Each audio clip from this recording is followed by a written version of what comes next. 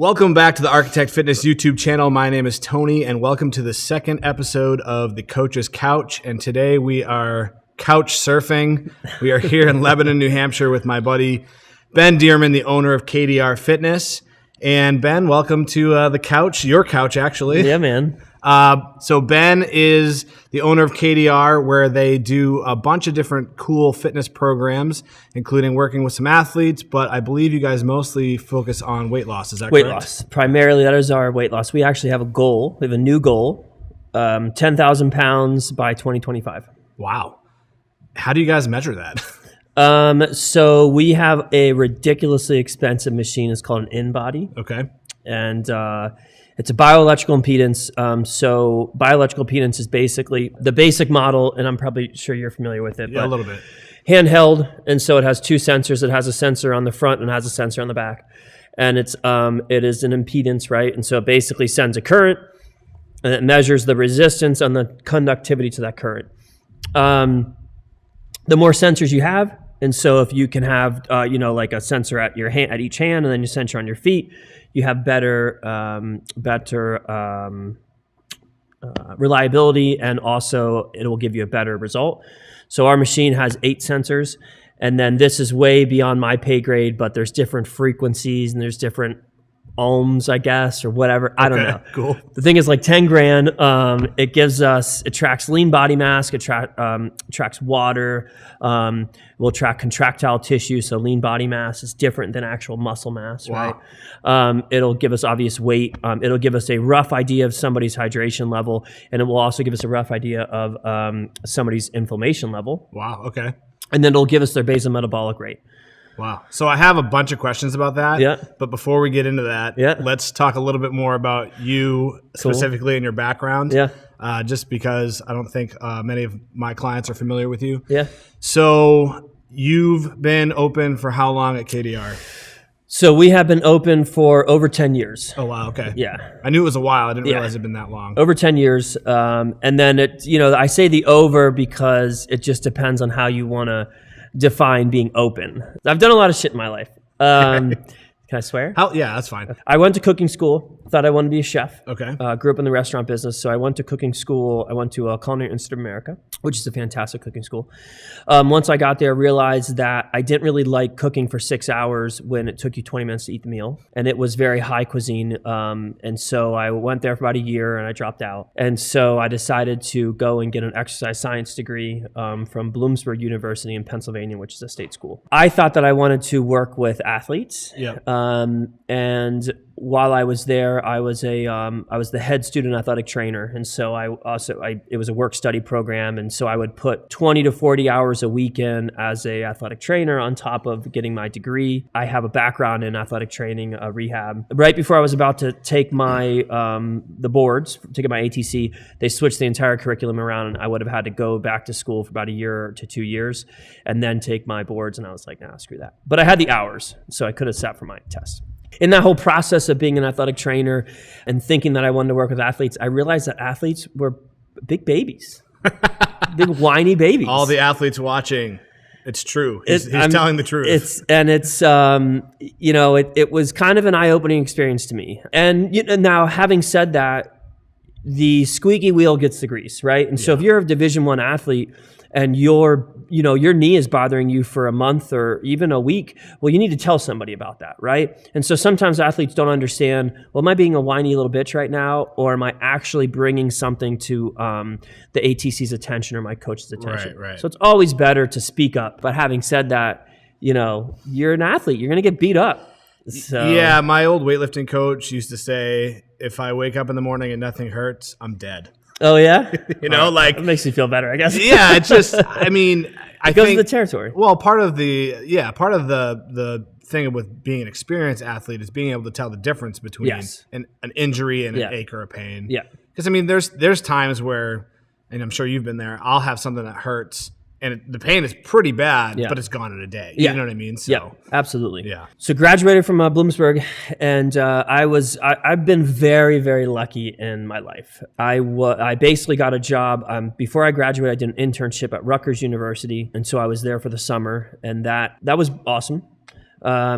I moved back home and ended up getting an assistant strength coach job at Bucknell University, like right out the gate, which was crazy. Both D1 universities. While I was at Bucknell, there was something that came up on the NSCA board, which, is like job listings. And it was for a head strength and conditioning coach for the 3rd Army Ranger Battalion and the 75th Army Ranger Regiment in Columbus, Georgia. And the criteria was pretty extensive. You needed prior military experience. You needed blah, blah, blah, blah, blah. And I was like, what the hell? I'll put in my resume for it, right? And had you been in the military? No. Okay. I didn't think so. And before then, I had a big problem with the military. And it was more that I was just ignorant to really what happened in the military. I put my resume in. My rationale was basically, so at that time, I was like 20, let's see, this would have been 2004, 2005. Yep.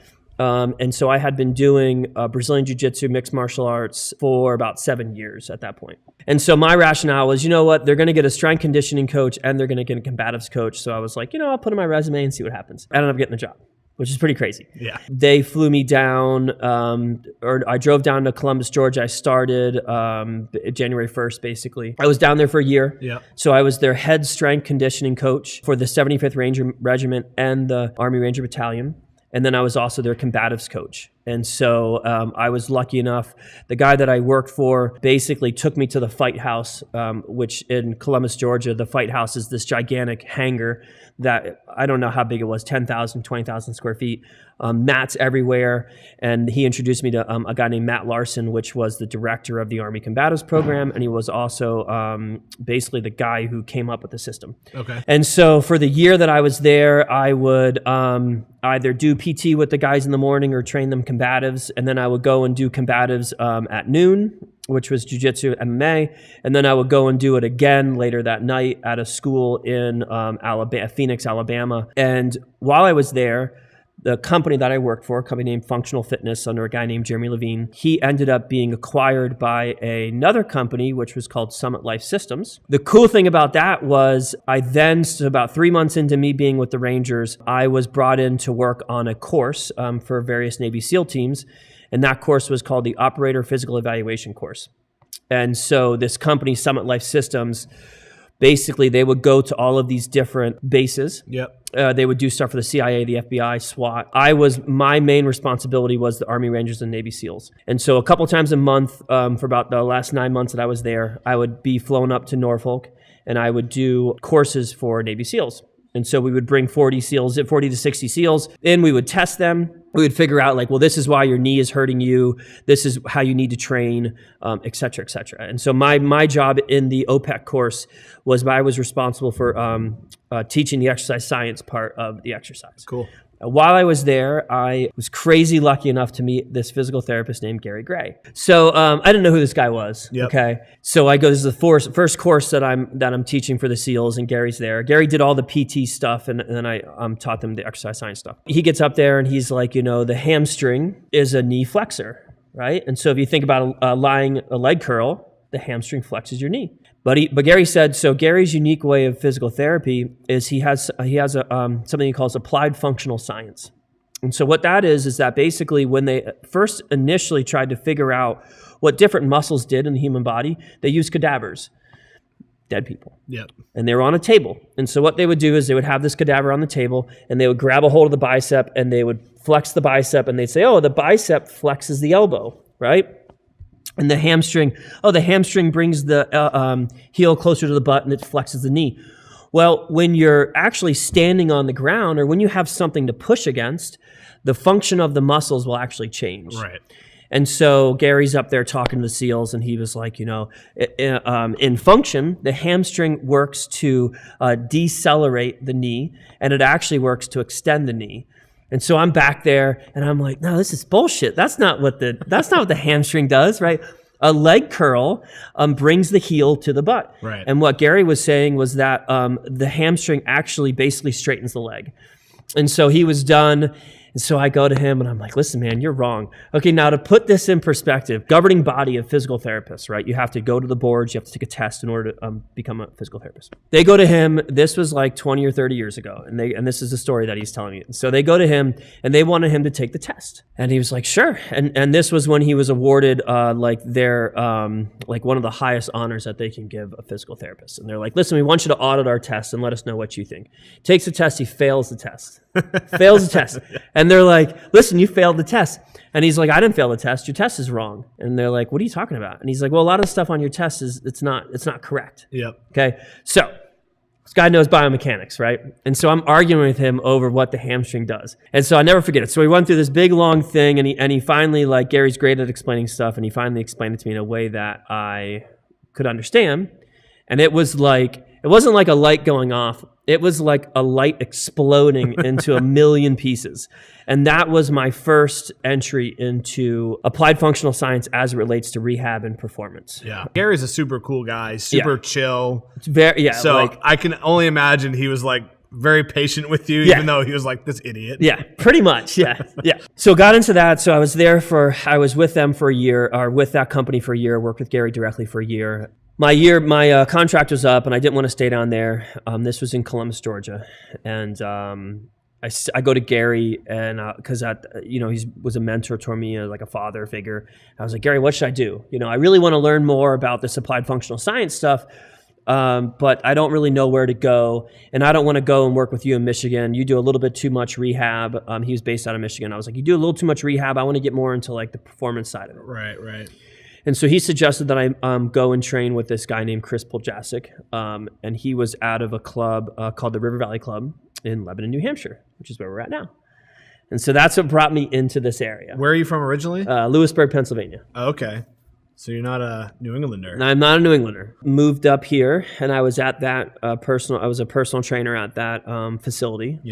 For about 3 years. I didn't really like the way that they were doing things. So I go to the people at the RVC, and I'm like, listen, I want to do small group with people because it allows us to help more people. It's a lower price point, but because we're helping more people, we'll actually be getting paid more per hour. Right. They didn't want to do it. I was like, all right, well, that's what I want to do. They do CrossFit now. Yeah, they do. Funny thing about the RVC, so I built that weight room for them. Oh, really? Yeah. At the time, it was called the Athletic Training Center. Yeah.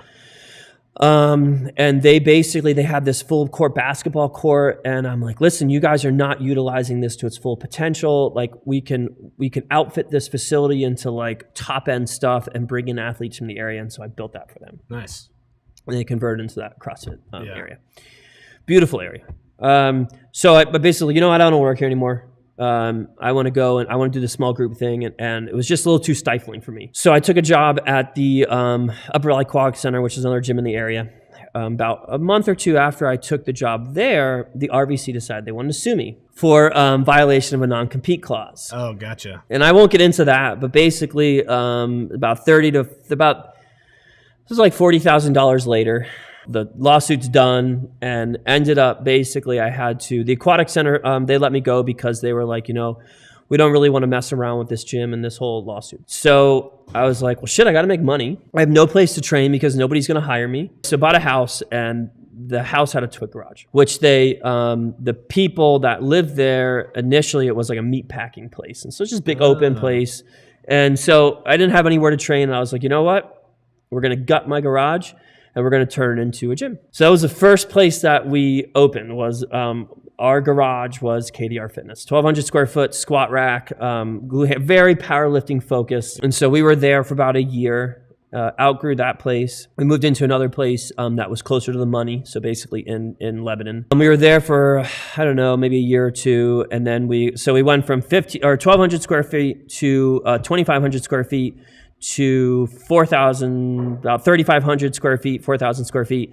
And now we're in a 5,000 square foot facility. Yep. And then we're looking at, within the next year, we're looking at going to another bigger space. Oh, I didn't realize that. 2 or 3 years after the gym opened, I was approached by a guy named Alan Cosgrove, and he was writing a book. And what he was doing was he was going out to different trainers that he knew, that he liked, and he was asking them if they wanted to contribute to this book that he was writing. And so I said, yeah, man, I'll do it. Absolutely. Yeah, man. So I wrote a chapter in a best-selling book. It was best-selling in a couple different markets and a couple different countries, which is pretty wild. Funny enough, my chapter, everybody was writing a chapter on like fitness and, weight loss, and it's kind of lame chapters. And so I did my chapter on fiber and poop. Nice. Which I want to talk about more. Yeah, fiber and poop. Mostly fiber. Yeah, man. Sure, yeah. And so it was like a 15-page chapter. Editor actually gave me an award for it. Wow. So I got an Editor's Choice Award for the chapter, and it was a best-selling book. Let's talk a little bit about the cancer. Yeah. And how that's kind of shaped your approach to fitness moving forward. Because I feel like, as your friend, I feel like there was like almost a hard line between before and after. Yeah. So for those that don't know, Ben had cancer, was it 2 years ago now? 2016. 2016. Doing good now, right? Yeah, man. Complete remission. I Yeah, guess. as much as, I'll talk about it, Okay. And I've known Ben for a while. We've probably known each other since 2010, 2011 maybe. Yeah, man. So Maybe longer. yeah, maybe about 10 years. Yeah. And always been a great resource for me, bounce ideas off of. And I noticed a real big difference in your approach to both, I think, life, your business, and how you coach and kind of what's important for you and your clients. Yeah. So talk a little bit about the cancer, how you found out about it, what it was like going through the treatment, and then what changed for you afterwards. All right. So 2015. So my background is in strength conditioning, right? Like I have a CSCS. I went to school for exercise science. I work with Army Rangers and Navy SEALs, strength conditioning coach, college level. When I was working with the general population, I was like, oh man, this is kind of crazy. Like I actually have to get weight off of people because that's really what they care about. And so that's when I started to get into weight loss. But my background has always been strength conditioning. More strength than the conditioning side. I hate conditioning. Jiu-jitsu is my conditioning, right? You guys can see why we're friends. Yeah. I started powerlifting actually when I was at the RVC. So I probably started powerlifting when about 2005, 2006, 2007, somewhere around there. Yep. So that was a really big emphasis of the gym. Like I'm a big fan of, strength fixes everything. And I still believe that 100% now, but I think that you can probably trim that down a little bit when we can talk about that later. But so people would come in, they would deadlift, they would back squat, they would bench press. They would do the big three, right? If they couldn't deadlift, they would deadlift. Because we'd figure out a way to get them to deadlift, whether it's a rack pull or whether it's an elevated deadlift or sumo stance or hex bar or whatever, right? They have to pick something heavy up from the ground. What started out as you have to deadlift, you have to back squat, and you have to bench press, evolved after cancer into you have to pick something up from the ground, you have to carry something, which means that you have to hold something at chest level, and you have to press something away from you, right? But so 2015, I was getting back into powerlifting, and I decided that I want to get my master's in nutrition. So going through my master's, training for powerlifting, and when I would do like heavy, really much anything heavy, even sometimes like having sex or tying my shoe, getting out of the shower, anything that would anything that would increase my blood pressure. My head would swell up. And from about here up would be red or sometimes splotchy. And it was really weird because I'm white, I'm pale, right? And so I'd be like pale from like the nipple line down, but from the nipples up, I'd be like red, like really red. Yeah. And I just thought like it was like, wow, whatever. It wasn't really a big deal. I didn't really think too much about it. We go down to Pennsylvania to visit with my parents, and my girlfriend at the time, my wife now, was like, listen, I need you to go get this shit checked out. I was like, it's nothing. It's like, no, I really need you to get it checked out.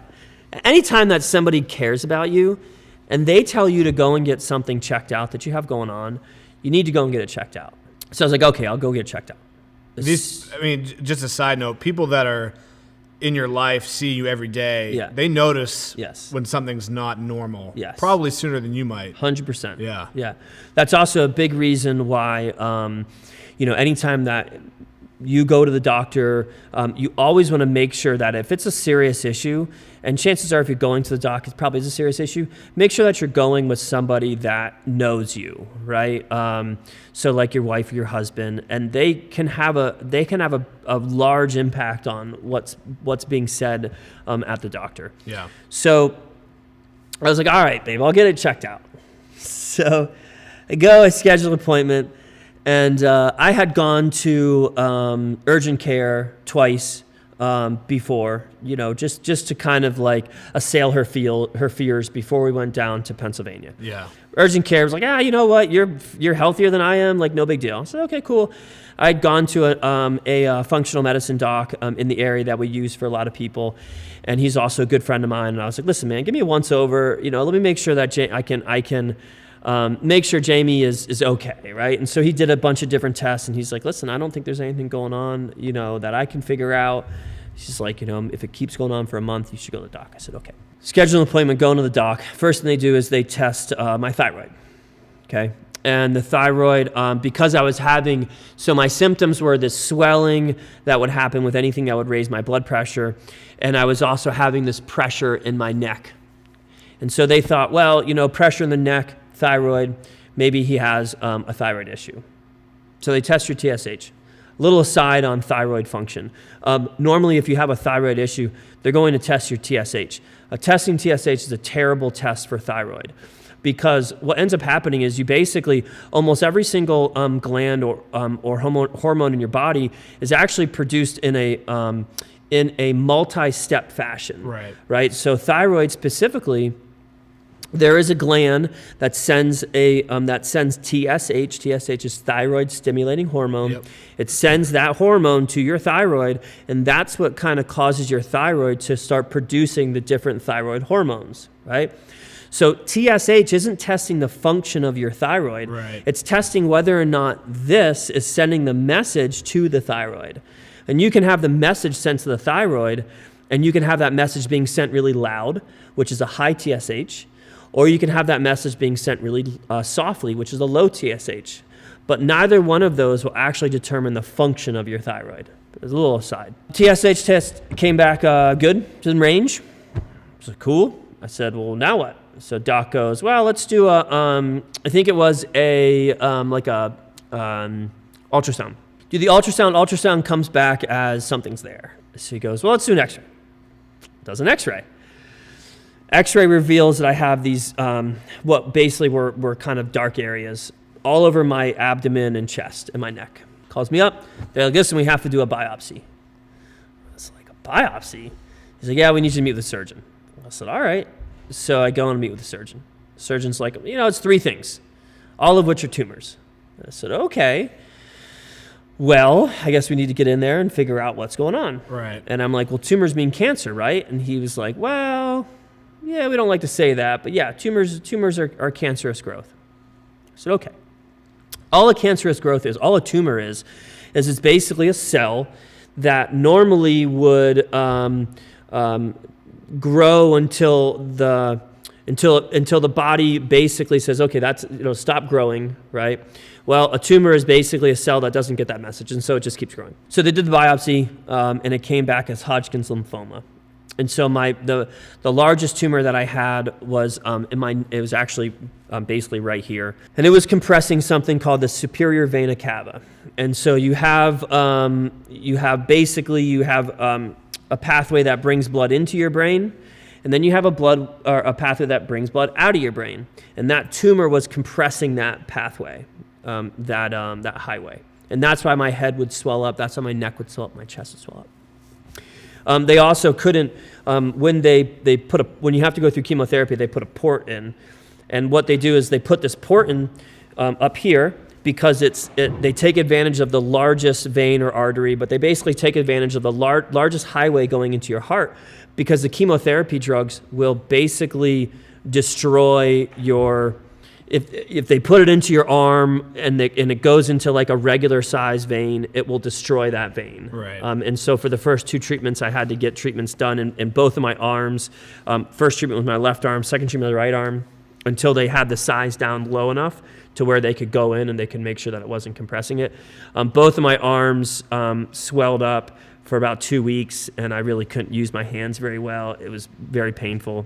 I actually remember seeing you at a Gary Gray seminar. Yeah. Oh, that's right. And you looked terrible. And I didn't know you had cancer at the time you were going through treatment. And I was like, what the hell is wrong with Ben? That was in Rhode Island, yeah. So came with the surgeon, Jamie's there, my wife. And And they're like, you know, you have Hodgkin's lymphoma. The tumor type was called bulky cell. The surgeon was like, of all the cancers that you can get, this is the best one. I was like, dude, that still fucking sucks. Yeah, I mean, it's to those guys, they see this every day, so they're thinking like, only sick people come in here. So hey, you're the best case of sick people. That's what he said. Yeah, but still sucks. I mean, it must have been a shock. Yeah. What were you thinking at that when you got that news? So you know, so it's like there's a good chance you recover, and but there's also a good chance you're gonna die. Right. Not as good as like there's a better chance that you recover than die. Right. So, right. Okay, that's good. Right. I guess. But death is an option. Yeah. So broke down. Yeah. Crying. I mean, not like oh, a little tear, you know, from like the ending of Braveheart. No, I'm talking about like bawling to where you couldn't talk. Yeah. So my wife's there, and so I cried for a good 15 minutes, you know, trying to talk and trying to like kind of formulate my thoughts. And so once I got my shit together, I, you know, I went back in science mode, and I was like, okay. And so I started to data collect. My thought was like, there's no way, like I own a gym. Like I'm going through my master's in nutrition. I have a bachelor's in exercise science. You know, yeah, I'm a little chunky because I was training for powerlifting, and I was overweight, but I didn't think that I was anywhere near having a problem for cancer, right? So that's really what I was thinking. I was like, this is bullshit. This can't be happening to me. So bulky cell, Hodgkin, it was, I think it was stage 3, but when they classify, so you know, like stage 4 is bad. There's nothing past stage 4. Some cancers are staged differently. So stage 3 really wasn't. It was still a big deal, but it wasn't as big of a deal as like a stage 4 brain cancer or stage 4 breast cancer. Right. My grandfather had cancer. I forget what type of cancer he had. So there's a familial trait there where you know cancer does run a little bit in the family. Also had a blood clot. Oh wow! From the tumors. Yeah. So which is super dangerous. Yeah, super dangerous. That can just kill you instantly. Not only so from the time that I went in to get the blood test done for my thyroid to the time that I was on the table for operating to the time that I started chemotherapy, it was around 6 weeks, which when you're talking like, I went to Dartmouth Hitchcock. Dartmouth Hitchcock is a gigantic hospital. One of the best in the country. Yes. And when you're talking about getting all of those things done, MRIs, CT scans, X-rays, ultrasound, blood tests, surgery, scheduling chemotherapy, all of those things happened in the space of less than 2 months. They were like, you need to get this done immediately because this tumor that was compressing that superior vena cava, it could have resulted in a stroke. It could have resulted in a heart attack. It could have resulted in all these crazy ass things. And then they're like, well, you got a blood clot. And I'm like, well, shit, what does that mean? And they're like, well, if it, you know, the blood clot can travel to your brain, it can kill you. I was like, fuck. And what's funny, and if you guys watching have not gone through this, even though 6 weeks is probably a fast turnaround for that, when you're going through it, you're like, are you serious? Why aren't we doing this today, you know? And I went through the same thing with my heart when I found out my heart function was down from the pacemaker weakening it. I was like, so, they were the same thing, right? Because when your heart's not pumping enough blood, the blood can pool up and cause a clot. And I'm just like, yo, like, what do you mean my appointment's in 3 weeks? Like, we got to fix this right now, you know? It's crazy. So, yeah. So I had to, I'm not a big fan of needles. I had to shoot I think it was Clomidin. I forget exactly what it was, but I had to shoot that into my belly twice a day for 3 months. Every time I did it, I would be sick. So I went through chemotherapy. My particular combination therapy was ABVD. Basically, it's just a bunch of different drugs they hit you with. So I would have to do the chemotherapy every 2 weeks. About 6 hours, 4 to 6 hours every time I went in. It just kind of depended on what procedures and tests I was getting done on that day. Yeah. Lost all my hair. You looked terrible. You looked awful. It was terrible, It man. was, yeah. The only good thing that I'll say, and you can decide if you want to edit this out or not, fellas, when you lose all your hair, you lose all your hair. I'm talking about all the hair. And I liked it. I liked not having hair on my balls and my butt crack. That was the doc would be like, hey, how you doing? And I'd usually if you're not going to laugh about the bad shit that you're going through, then, you're much worse off, right? Especially in cancer. When they told me I had tumors before I went in for surgery, I did the worst thing that you possibly could do. I went on Dr. Google. Yeah. Terrible idea. Yeah. And then I went hard into cancer research for about the first 3 months. And then I was like, you know what? I can't read this stuff anymore, because they tend to blast out all the negative stuff. Yeah, and you have to, for me, what I found, because I kind of did the same thing, is I had to think about when clients come into the gym and they think they know a lot about fitness, and you're just like, you have no idea. And that's just that's fitness, me to right? That's me to the doctor. Yeah. You know what I mean? So you have to appreciate the fact that these people see this stuff every day. They know all the little nuances. They can sniff out the bullshit from the real shit real fast. Yeah. How long? Terrible. I had literally, this is what I told you. So every 14 days, I would be sick for 10 out of those 14 days. Ugh. And I'm not talking about sick as in like, oh, my tummy hurt. I'm talking about throwing up every 2 to 3 hours. Right. Depression, anxiety, low energy, chemo brain, which is a real thing. I'm very good in math. I tend to be a pretty quick person. I would have to talk like this because it was very difficult to try and get my ideas out in a way that people could understand. I mean, you're pumping yourself full of drugs that could easily kill you. That's what they do. That is chemotherapy. Right. They're trying to kill the cancer without killing you. They are trying to kill the cancer faster than what they are killing you. Right. Chemotherapy kills people. Right. It was made from mustard gas. Did you know that? I did not know that. So that does not surprise me. Chemotherapy itself is a poison, and it was made from mustard gas, which is some bad shit. Yeah. So basically the docs told me that I had every single side effect related to the cancer, related to chemotherapy that you possibly can have.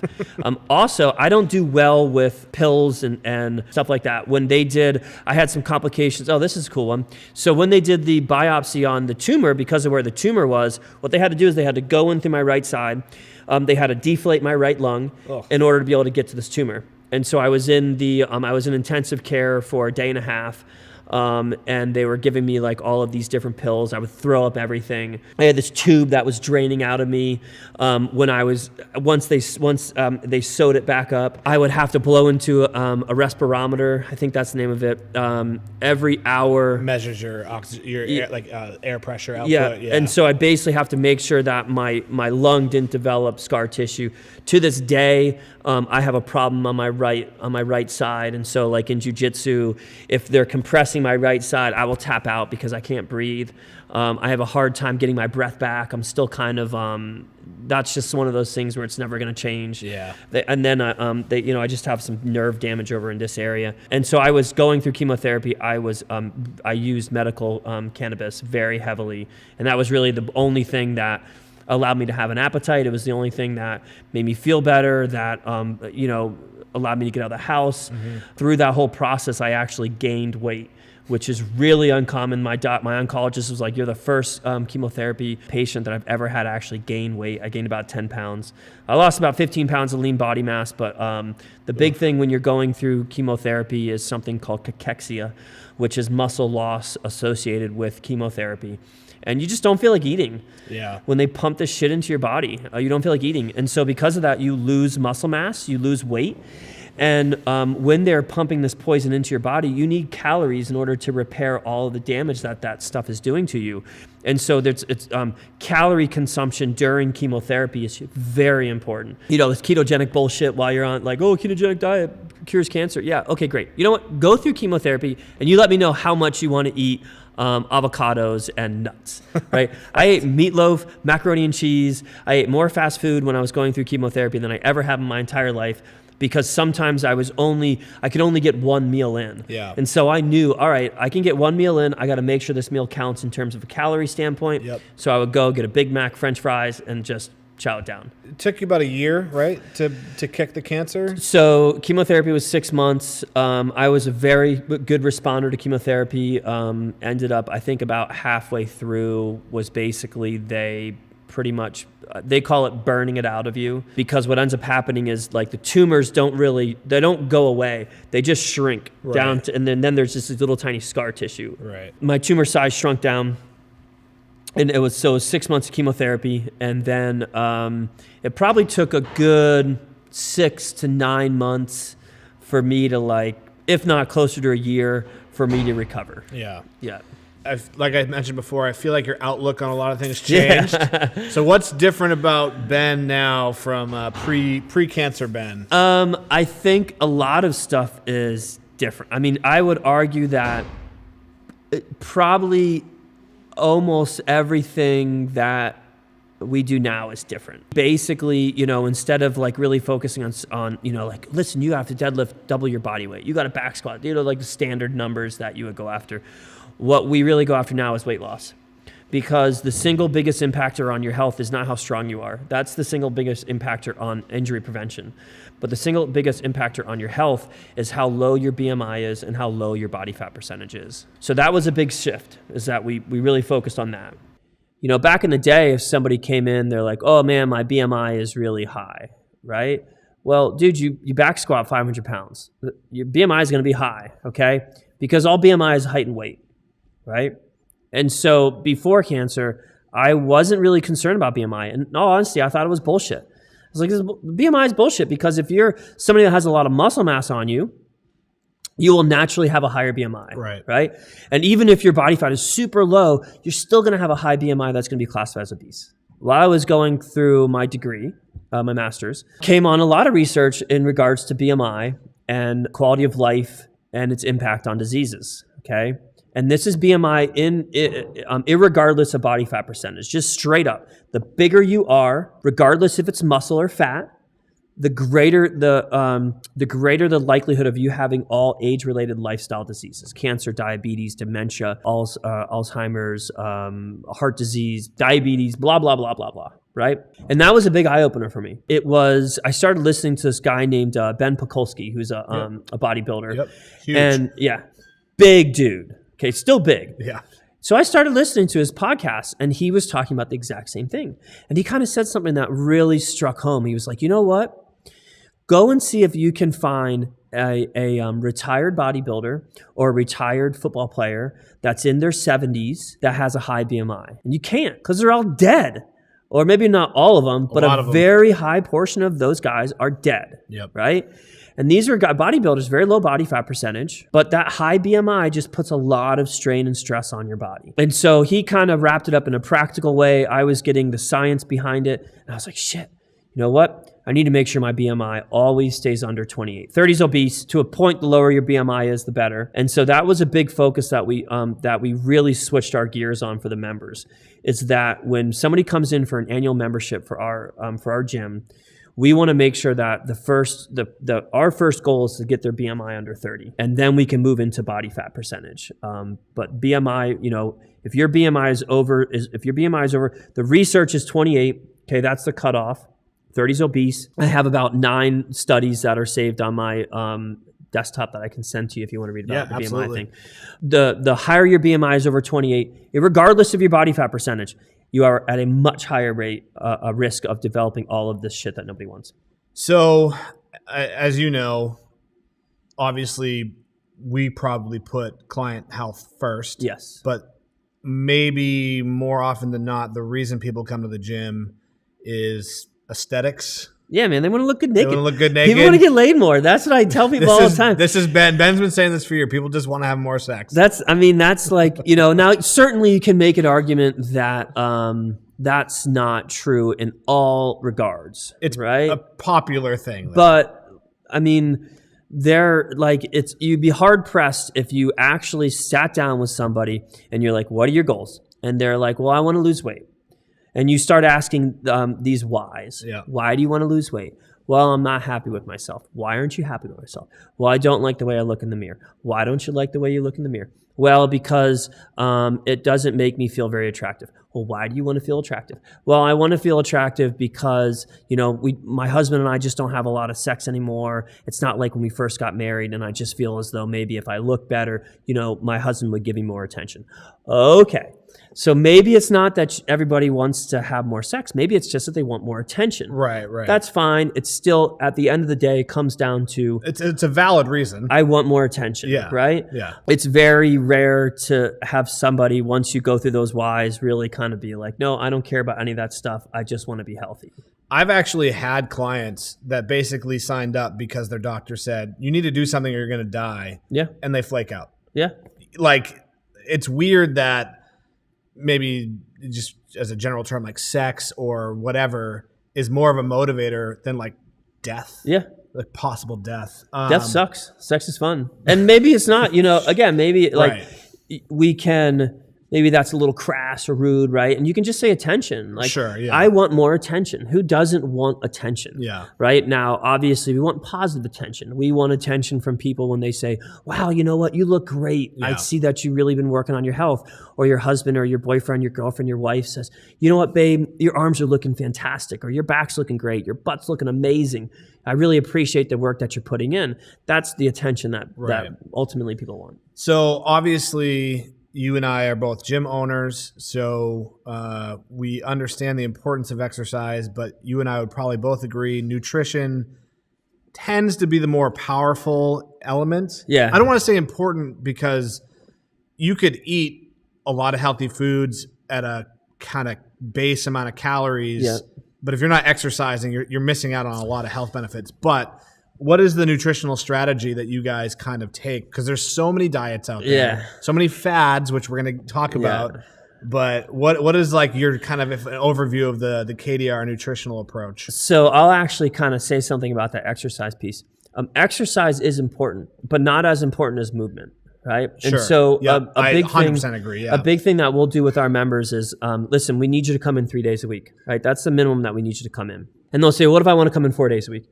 And we'll say the only way that we're going to let you come in 4 days a week is if you're getting in 2 hours of activity every single day, which roughly equates to 10,000 steps a day. You guys hear that?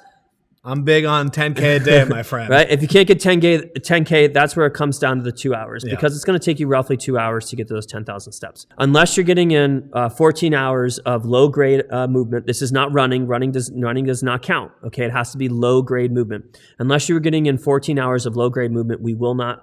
We don't want you to work out a fourth day. Yeah. And if you just think about it from a time standpoint, 14 hours of low-grade movement plus 3 hours of exercise, that's 17 hours, right? Now let's say that you're getting 7 hours of low-grade movement and 3 hours of exercise. That's 10 hours. We have a 7-hour difference. Right. There is nothing that you can do in a 4th hour or a 5th hour in the gym to amount to that 7-hour deficit that you have. Nothing. So this is a big thing, a lesson I learned the hard way. After the pacemaker and that whole ordeal, I'd gained a ton of weight. Just from, when your heart rate's 30, you zero energy to do anything. Obviously, your metabolism is probably not working at full bore. But I was like, okay, I gotta get this weight off me that I gained while I was sick. And I hit the gym really hard to start. And then I was like, wait a minute, if I'm like working out really hard for an hour, maybe an hour and a half, 5 days a week, but then the rest of the time I'm literally just sitting at my desk doing work for the gym, that doesn't make sense. No. So I totally dialed back my exercise in the gym. And it sucks. And just it's so boring. It is. And then I mostly walk. I walk more. One of the best. And just makes such a huge difference. Yeah, it huge does. difference. It does. The weight helps just like recovery. flies off. Yeah. Helps recovery. Weight falls off. And it's pretty wild. So going back to the diet piece. Yeah. I love science. I love to read. I love what we do. And so I had these kind of 20 questions that I wanted answered when I went back to get my degree in nutrition. I had these 20 questions. Yep. And a lot of these questions were based around just these general myths that we hear, right? One of the biggest things in dispelling myths is that if you're going to dispel a myth, then you need to have the appropriate background in science in order to be able to dispel the myth. If you don't have the appropriate background in science in order to be able to figure out if something is a fact or a myth, then you probably shouldn't be deciding that, and you should be seeking somebody's help like Tony or like me, where we have the appropriate background science to be able to say, no, you know what? Drinking apple cider vinegar before a meal does not boost your metabolism. Like, that's a myth, right? Yeah. And why is that a myth? Well, because I understand how your metabolism functions. I understand how your digestive system works. I understand what apple cider vinegar would actually do to your system, in terms of the pH and acid, blah, blah. So I had these 20 questions. And one of the questions was, what is the best plan for weight loss? Because we hear all these different things. Tons. Yeah. Thousands. So there are kind of 4 or 5 main points that were take-home messages from this 3-year degree that I went through. First point, you got to drink a lot of water. The majority of your caloric consumption in terms of a liquid should be 0 calorie and should be water. Second thing, you got to eat a lot of fruits and veggies. Third thing, you have to be following a higher than normal protein intake. And you could say 1 gram of protein per pound of body weight. You could say 1/8 of a gram per protein, blah, blah, blah, blah, blah, blah, blah. You got to eat protein. And you have to eat protein probably in higher amounts than what you would normally eat. We like the 1 gram per pound of per body weight. It's an easier. Easy. Yeah. Easy. Yep. So let's see. Water, fruits and veggies, protein. You have to be in a caloric deficit. And the 5th one is, this is kind of a saying that we say to our members: calories are king, protein's queen. Everything else is just, it doesn't matter. And so the whole idea with calories are king, protein is queen is that the majority of your weight loss results will be all of your weight loss, you have to be in a caloric deficit. Right. Period. Okay? Once you are in a caloric deficit, you need to make sure that you are not losing lean body mass. That's where the higher protein intake comes in. The other thing that happens is that when you are in a caloric deficit, you will naturally start to lose lean body mass, and that's just a function of your biology, and it should be like that, right? Because we want to, in a caloric deficit or in states of hunger, we need to conserve fat, and we need to basically get rid of muscle, right? Because fat's ultimately what's going to keep us alive in this starvation state, right? So the benefit of having that higher protein intake is that it increases satiety levels, so you're not as hungry. It also burns hotter. And so when you bring in a gram of protein, it takes a lot more energy to basically metabolize that gram of protein than it would a gram of carbohydrate or a gram of fat. You gotta do that stuff. Let's talk about something that people love to debate me about. I don't know why. Really popular diet right now, the ketogenic diet, Yep. which you've been around for a while. I've been around for a while. We've seen this come and go for weight loss. I believe you've told me you don't think it's necessarily the best strategy. Let's talk about the difference between low carb and keto. Yeah, and that's a good one. From my perspective, and you can tell me if I'm wrong or not, but if you're eating lower carbs, like you're reducing carbs from your diet, that doesn't necessarily mean you're producing ketones. Correct. And if you're eating too much protein, you might also be knocking yourself out of a state where you produce ketones. Yep.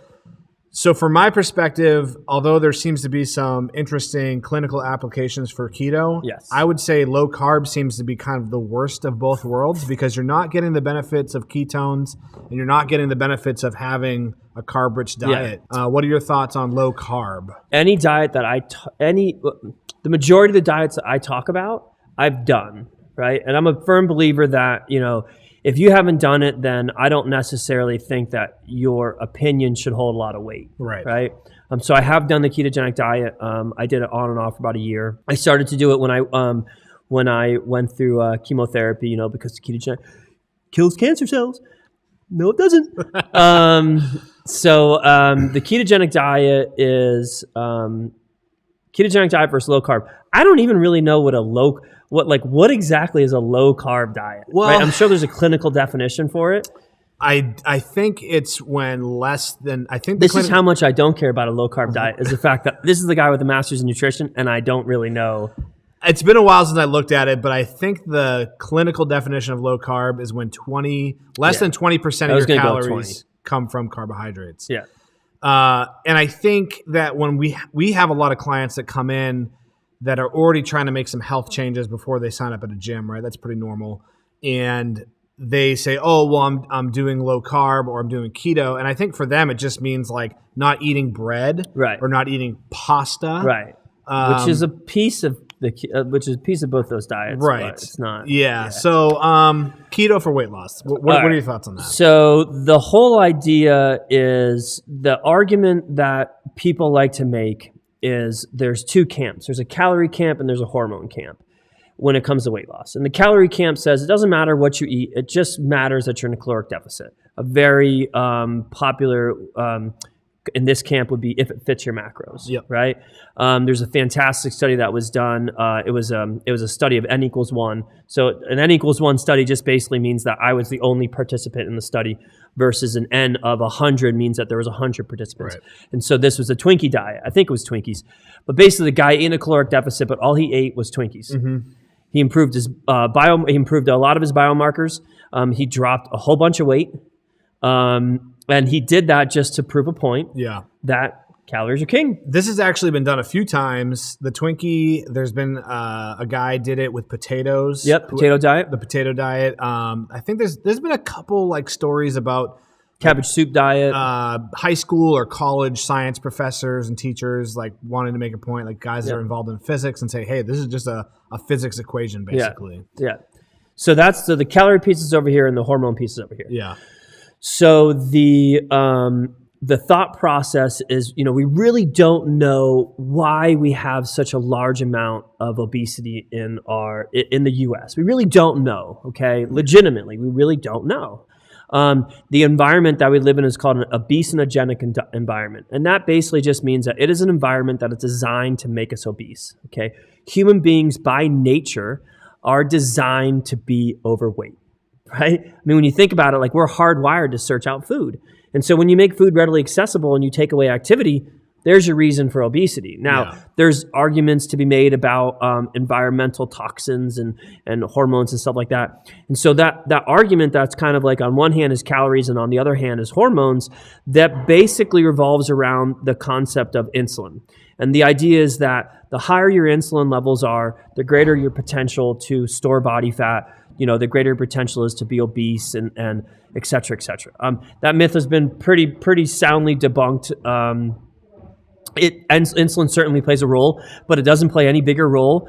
Actually plays a much smaller role than being in a caloric deficit. Yeah. And so the idea on a ketogenic diet or a low carb diet is that you are keeping insulin levels low, which would theoretically mean that your body is burning fat more, which... depending on how deep we want to get into this, we can talk about that. But so the only time that I would really recommend a ketogenic, okay, listen, diets are hard, okay? You try and lose weight, it's hard, right? Some people like a lot of variety. Some people like restriction. Yeah. Some people do really well with that. This is the path I have to take, very boxed in. If somebody is like that, then we might recommend the ketogenic diet, maybe. Because on the ketogenic diet, you're eating 5 foods. You're eating nuts, oils, high-fat dairy foods, so like butter or something along those lines, high-fat cottage cheese, high-fat yogurt, fatty animal meats, and coconut oil, or avocado. Avocado, yeah. Plant-based forms of fat. 5 foods, okay? It's not much. It's boring, and it's not much. So that's a big nail in the coffin. And it's also like, oh, you're going to go on the ketogenic diet and you're going to go on vacation? Good luck with that. Oh, you're going to go on the ketogenic diet and you're going to go out with your friends? Good luck with that. You have to be a hermit because the society that we live in is not really designed for people on a low carb is one thing, but specifically on a ketogenic diet is a different story entirely. There are you can have genetic abnormalities that make you more predisposed to certain types of heart disease that a ketogenic diet will actually make it worse. As far as a ketogenic diet for weight loss goes, I'm not a big fan. Now, having said that, if you're somebody who doesn't like a lot of variety, cool. If you are somebody who is not really that active, because let me tell you what, if you are working out on a ketogenic diet, it's very difficult to tap into that 5th gear because you don't have those fast absorbing or those fast digesting carbohydrates that give you energy. So if you like restriction, it's good. If you don't exercise that much, it's good. So if you're injured, if there are other reasons why we want to keep insulin levels down, like inflammation, then okay. If you are incredibly overweight and you have very high levels of inflammation, potentially the ketogenic diet might be a great way for you to go about dieting for the first like 6 weeks, maybe 2 months. They'll make the argument that the ketogenic diet is the best diet for health because it keeps insulin levels low. And yes, high insulin levels have been correlated with early death and a bunch of other things. And the idea with the ketogenic diet is that, low inflammation, all that jazz, right? The ketogenic diet is a terrible diet for health because one of the absolute most important things, if you want to be a healthy person, is fruits and vegetables. There is no nutritionist in the world that will dispute the fact that you need fruits and vegetables, unless they're the two idiots that came up with the carnivore diet and the people that are saying that the ketogenic diet is the best diet for health. Yeah. Other than that, no. Fruits and veggies are required in order to have a healthy life. So I had someone, a friend, debating me the other day about keto on my Facebook page, which you saw. Yeah. And I had said, I found that fiber has been a huge help in both my own fitness and working with clients. I find that I have like a more kind of even energy throughout the day. My digestion is way better. Yes. And they had said, well, my friends that do keto, they just eat lots of vegetables and that's how they get their fiber. And I kind of did the math out and I was like, okay, so you'd have to eat like 2 pounds of broccoli to get 25 grams a day, which nobody's going to eat 2 pounds of broccoli. Nobody's doing that. Just the thought of it makes me sick. Yeah. But so I guess my question would be, what do you think is adequate fiber intake, and why is fiber important, other than the things I just mentioned? So adequate fiber intake for males and females above 20. Males are going to need a little more fiber. Females need a little bit less. So optimal will be like 30 grams of fiber for females and 40 grams of fiber for males. If you were to bring 100 people in here that were all eating healthy, you would maybe have less than 10% of those people actually hitting those numbers. Right. It's pretty hard. Just to get over 20 grams of fiber is pretty hard. Is there, what are the downsides of eating too much? Zero. Okay. The only downsides is that you won't poop for a couple days. When I wrote the chapter in that book, I went on a very high fiber diet. My average fiber intake was 45 grams a day. I didn't take a shit for the first 5 days. Now I went from like 10 grams of fiber to like, a lot of fiber. So you have to kind of take that in, you got to take that with a grain of salt. Right. But there is no downside to eating a lot of fiber. Okay. Now, if you go from like 10 grams, you crank it up to 40 grams, that's no good. It should be a stepwise increase. Yeah. And what in your opinion, why is fiber important for people that are trying to lose weight? Like you're in a caloric deficit. So anything that you can do to improve your satiety level, your feeling of just, being satisfied with what you're eating or being satisfied in a low calorie diet, anything that you can do with that is going to be beneficial. Yeah. And that's why we want a high amount of protein. That's also why we want lots of fruits and veggies, because fiber slows down the digestion of food. It does have a lot to do with insulin levels. It does tend to regulate insulin levels very well. It's just going to keep you full. It's going to keep you full. I'm not 100. In my belief, you need fiber. And in my belief, you need fiber for the simple reason that you need fruits and vegetables. Okay. So in reality, I'm saying that you need fruits and vegetables. And you get fiber with those fruits and vegetables. If there is a way that you could pull fiber out and you would have fiber over here and fruits and veggies over here, I would still say, don't worry about the fiber, focus on the fruits and vegetables. There's kind of two camps right now, and the two camps are fiber is a non-essential nutrient, and then the other camp is, no, you need fiber. Yeah. Fiber does a bunch of different things in your body from a hormonal standpoint, so it will help bind to excess hormones and get them out of your body, like estrogen, for instance. And so if you are a male and you're worried about having high estrogen levels, fiber is going to help bind to those, estrogen. So what are your thoughts on supplementing fiber or foods where like fiber might be added in? Don't be lazy and don't supplement fiber. That's ridiculous. Eat some carrots or like have a banana, for fuck's sakes. Like the fact that how much fiber is in a banana? Most fruits and veggies will have anywhere between 2 to 5 grams of fiber. Okay. Yeah. In a banana, you're probably looking at, and that's just fiber because we're not really talking about soluble versus insoluble. Right. But if you think about, if you think like 20 grams of fiber, and most fruits and vegetables per serving are going to have about 3 grams of fiber, right? That's 7 servings of fruits or veggies. Yeah. Right, Now, obviously, the foods that are higher in fiber, like raspberries have a ton. Yeah, like berries tend to have a lot more fiber.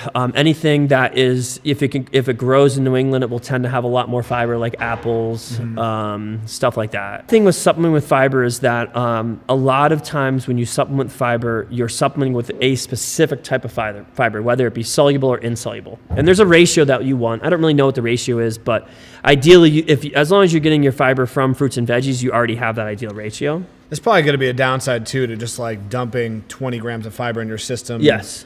In a scoop of powder. You will get cramps. You will not go to the bathroom. You will feel terrible. Even if you ate it in a food with that much, it would still take a lot longer to digest. Yeah. When if you take a powder, you're going to absorb that right away. Yeah. Yeah. Also, it's in a liquid. It'll blow up in your stomach. Right. Don't supplement it. Just Okay. eat your fruits and veggies. You don't think keto is great for weight loss? You don't think it's a great option for general health?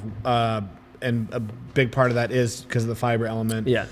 Where is keto applicable in your opinion? Keto is applicable if you are very, very sedentary. So the insulin argument isn't wrong.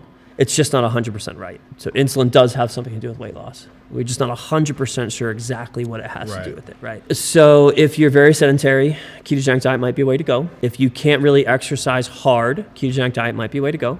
If you are type 2 diabetic, ketogenic diet might be a way to go. However, ketogenic diet put against just a good old-fashioned smart diet with a lot of fruits and vegetables in it doesn't really show that one is better than the other. Right. They're both equal. If you are suffering from an acute injury, ACL tear, like something along those lines, ketogenic diet might be a way to go. If you're trying to reduce inflammation, ketogenic diet might be a way to go. And if you have neurological issues, epilepsy is a big one. The ketogenic diet is it's pro brain health. Yeah. A big aspect of the ketogenic diet is that it reduces inflammation. Anytime you reduce inflammation will always yield positive benefits. So let's, we're running out of time, but let's quickly talk about kind of the flip side of keto, which is IIFYM, or flexible dieting. Yeah. Your thoughts, your concerns. Do you use it? Do you not recommend it? Any tool that's misused is potentially bad. Yeah. Right. And so if you're following If It Fits Your Macros or flexible dieting, and you're using that as an excuse to eat cupcakes, or you're using that as an excuse to eat like ice cream at the end of the day because it fits your calories, right? Then you're missing the boat because if it fits your macros, right? First of all, it's macros. It's not calories. Macros make up calories. So if I'm telling you that I want you to eat 2,000 calories in a day, and you're going to tell me, great, I'm going to get that through Twinkies, that might work for a period of time, but eventually it's not going to work anymore, right? And so if I say 2,000 calories and I want you to have 40% protein, 40% carbs, 20% fat, and if that ice cream happens to fit in, then that's okay. However, if I continue to see that coming up on a regular basis, that person will not be successful in keeping the weight off, because it's a sad fact, but you cannot eat indiscriminately. Right. You can't just shovel food into your mouth, right? You have to always be aware of what you're eating. Back in the day, this was called living, right? When you woke up, okay, you didn't have a refrigerator, right? When you woke up, the first thought on your mind was check the fire, make sure the fire's still going. Okay, are there any threats that came into my camp while I was asleep? Where the hell am I going to find food? Yeah. Pretty much in that order, although sometimes that order might switch around, right? And so when we were living in the woods, we were constantly obsessed with food. Now people have a problem being constantly obsessed with food, but you have to be obsessed with food, because food is the only thing that food and sleep, those are the only two things that you are guaranteed to do every single day. You have to eat and you have to sleep. You could say, well, I'm going to intermittent fast for the day. That's fine. Eventually food has to come into your system, right? One thing that people do miss is that if you are eating, 40% protein and doing the macro ratios, it's very difficult to eat just like junk food and hit those numbers. Right. Yeah. So on the flip side, if you have to get 3,000 or 4,000 calories in, you have to eat, then you might have to eat like, 10 Oreos. Right. Because to get, Generally about 150 to 200 grams of carbohydrates. 200 grams tends to be the cutoff, right?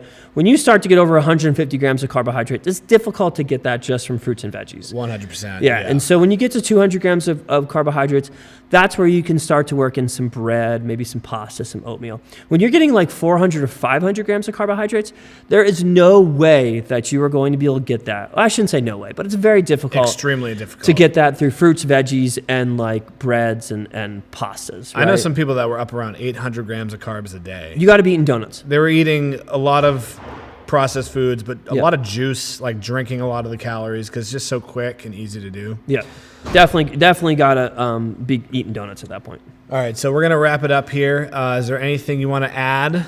I don't think so, man. We rambled for a long time. We did. Bro. I think we got to do a second episode maybe in a couple weeks. Yeah, man. Absolutely. So this is a blast. Cool. I just want to say thanks to Ben for letting us do this, and maybe we'll plan on doing another one. So if you guys have any questions, post them in the comments below or shoot me an email. If you're interested in KDR Fitness, they're in Lebanon, New Hampshire. So if you guys are in the area, there's no other gym I would recommend other than this one. Thanks, buddy. Come check them out. KDRfitness.com. KDRfitness.com. You can send an email to welcome@KDRfitness.com. Awesome. Thanks so much for watching, guys. Ben, thanks for having me, buddy. Thanks, man. And we'll see you guys next time.